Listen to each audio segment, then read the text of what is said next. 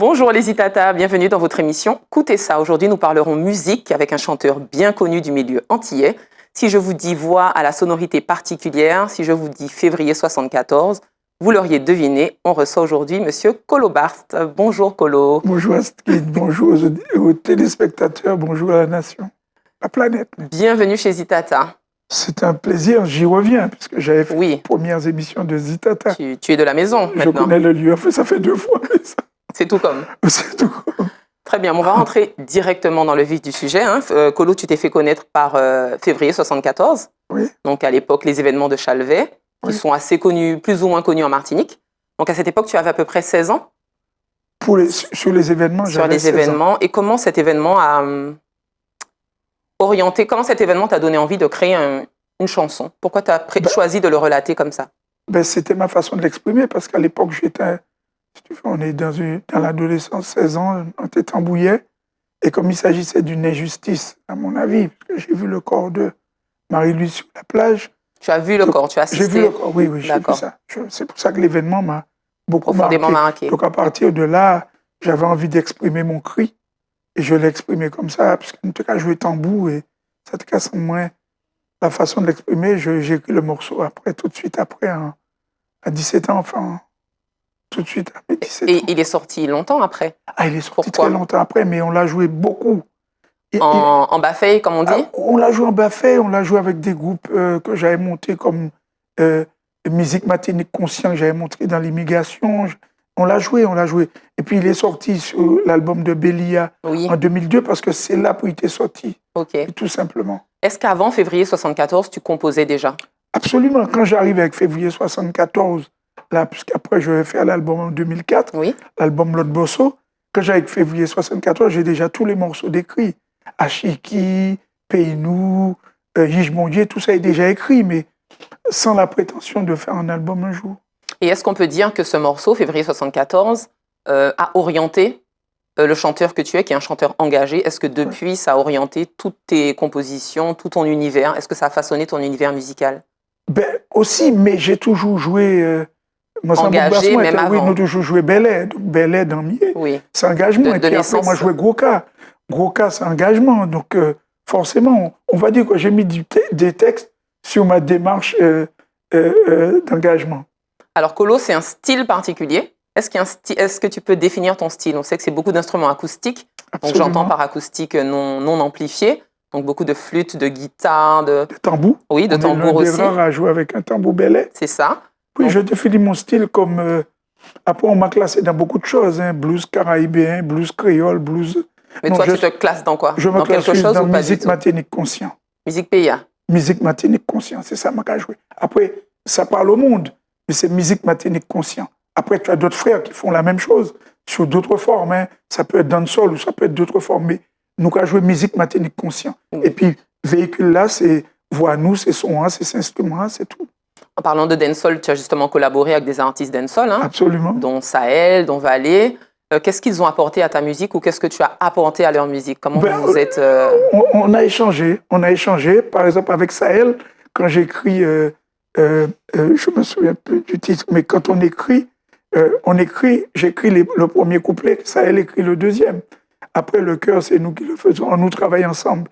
Le chœur, on le fait ensemble. On nous travaille ensemble.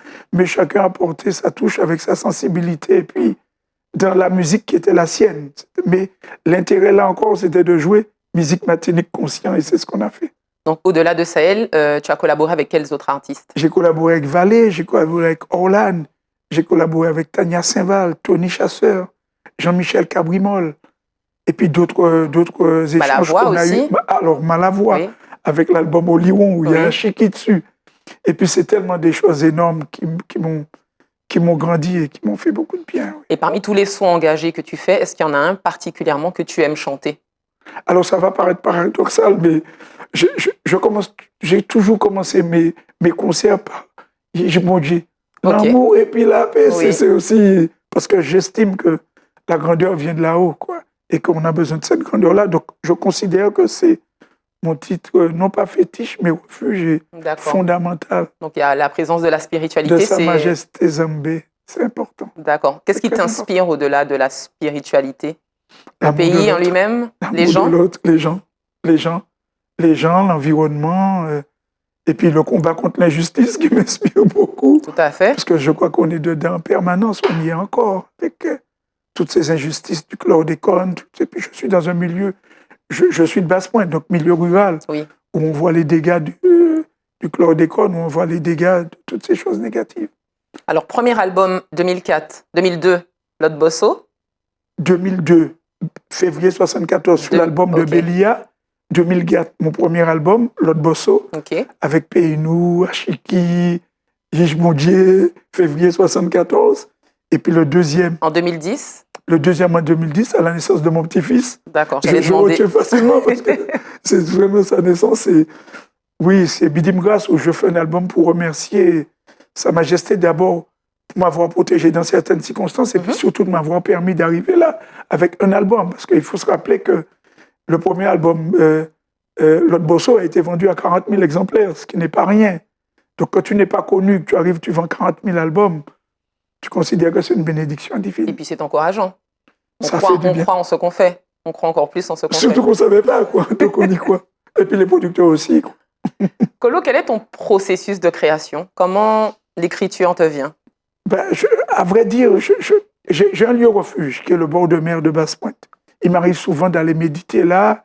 D'ailleurs, quand je vais méditer là, quand les frères voient ma voiture, ils disent « On nous parle pas là parce que Kolo n'a qu'à réfléchir. » Très bien. Mais à partir de là, je ne peux pas dire que je vais là pour créer un morceau, mais quand je regarde la Dominique, quand je regarde la mer, ça vient. Et puis quand tu regardes le monde qui t'entoure, quoi, les injustices, et puis surtout des gens qui ont une certaine force, une certaine personnalité, des gens qu'on peut considérer comme des SDF, comme Ashiki. Quand tu réfléchis sur ce gars-là, tu dis, mais Michel Nyangandé, alors j'ai envie d'écrire sur lui, j'ai envie de lui rendre un hommage, j'ai envie de dire qu'il faut nous respecter, qu'on doit respecter tout le monde. Puis c'est l'environnement. Mais je n'ai pas de méthode particulière de dire j'écris d'abord, la musique vient ensuite. Par contre, quand on produit, j'arrive avec mon texte, avec une mélodie en tête, et c'est les musiciens qui m'accompagnent, comme Tony Polomac, Jean Manon, qui vont mettre ce qu'ils font. J'arrive pas en disant faut qu'il fait ça. Et tout est guidé par là. Il y a quand même le non, il y a quand même la couleur Kolo. Puisque oui, si chacun amène sa couleur et que ça dénature... La couleur Kolo, elle est sur la voix et sur les accords. Hein. Tu sais, c'est des accords mélancoliques. J'arrive avec, on n'est pas pressé. Donc ça, c'est la couleur Kolo. Mais la couleur Kolo fait que les autres aussi expriment leur couleur, qui est en rapport avec la couleur Kolo, qui est une couleur nostalgique, de profondeur de ce que nous sommes. Finalement, c'est juste ça. Très bien. Donc, il y a eu ensuite Bidim Grâce, qui était donc quelques années après pour la naissance, c'est ça. Et puis maintenant, on arrive avec un nouvel album qui est Limiel Horizon. Oui, pour dire encore merci, pour dire combien cette lumière-là qu'on a en nous, parce qu'on l'a en nous, cette lumière-là qui vient de là-haut, et combien elle est bonne et combien elle va être éternelle, qu'il faudra l'utiliser, parce que l'horizon pas qu'à bout. C'est ça. L'horizon pas qu'à bout. Il faudra l'utiliser, mais comment on en prend conscience? C'est comme ça, en le disant aux gens, en rentrant en soi-même, dans son ayabingi, en descendant, et puis on se rend compte que rien ne nous est impossible, sauf qu'il faut juste que nous ayons la foi. Comment toi-même tu en as pris conscience? Comment tu as su que ce que tu faisais devait être vu au plus grand jour? Parce qu'il y a beaucoup de personnes qui créent, mais qui n'osent pas montrer. À quel moment, toi, tu t'es dit, je crée, ok, ça, je peux le montrer parce qu'il y a quelque chose? Parce que je rencontre des gens qui vont me faire montrer, qui vont me permettre de montrer. C'est des concours de circonstances. Et tout est comme ça dans la vie. C'est des rencontres. Il n'y a rien que c'est pas un monde qui banouille. Donc, tu rencontres des gens qui te disent, mais ce qu'on fait n'est pas mauvais. Pourquoi tu pas faire un album? Tu fais un album, tu t'aperçois que ça a une certaine portée. Tu fais un deuxième, et puis tu te dis, bon, comme tu as fait un deuxième qui a fonctionné, tu vas faire un troisième par rapport à la créativité que tu as en toi. Et puis, tu as des frères autour de toi qui sont tout à fait partants. Mais c'est des rencontres. Tout est rencontre. Alors, Limiel Horizon en 2000, Bidim Grâce en 2010, Limiel Horizon en 2024, oui. 14 ans les séparent. Qu'est-ce qui s'est passé en 14 ans? C'est le temps qu'il fallait pour que ça se fasse. Après, c'est tellement peut-être une musique intemporelle que j'ai même pas vu que ça faisait 14 ans. C'est quand je suis allé sur certaines émissions qu'on m'a rappelé que ça faisait 14 ans que j'avais pas fait d'album. Mais entre-temps, j'ai fait beaucoup de choses. J'ai fait l'ONU, j'ai fait les Nuits de l'Outre-mer, oui. Il y a des festivals aussi dans la Caraïbe. J'ai fait beaucoup de choses. J'ai fait le festival de Marie-Galante. Nous avons fait. Donc, si tu veux, le festival avec Jeff, à qui je rends un hommage particulier, qui m'a emmené à la Dominique. il a pris sur lui, il a dit qu'on le faut Dominique, quoi. D'ailleurs, j'ai une pensée profonde pour lui, très émue. Et puis voilà, c'est des rencontres, là encore. Limiel Horizon, qu'est-ce qu'il a de plus par rapport à Bidim Grace? Alors, quelle maturité tu mets dedans? Quel message tu transmets? Même chose, c'est ce que tu portes. La même chose évoluée quand même en 14 ans. Oui, mais ça, c'est à l'autre de le dire. Parce que ce que tu apportes ce que tu as en toi. Tu ne peux pas apporter autre chose que tu portes en toi. Donc, j'apporte ce que j'ai en moi, qui est cette sensibilité sur les valeurs réelles comme respect, humilité, amour, respect. Là, par exemple, j'ai fait Ashiki sur le premier album. Là, aujourd'hui, je rends un hommage à Romuald. Romuald, qui est un jeune petit bouc basse qui aussi, on peut considérer, pas forcément SDF, mais qui rendait un service à tout le monde. Et je me suis rendu compte que c'est ces boucs-là qui est grand aussi pour moi. Donc, il faut te rendre hommage à Romuald. Après, on est dans les mêmes valeurs, respect, et puis la terre, et puis l'environnement. Ouais, ça, je l'apporte là, maintenant. Donc, du coup, Kolo, on te retrouve le 22 mars à l'Atrium. Le 22 mars à l'Atrium, 19h30, avec mes musiciens habituels, Tony Polomar, chanteur, Michael Césaire, qui va interpréter un morceau qui est sur l'album, qui est Timo l'Espoir, qui est un monument. C'est la première fois qu'elle chante.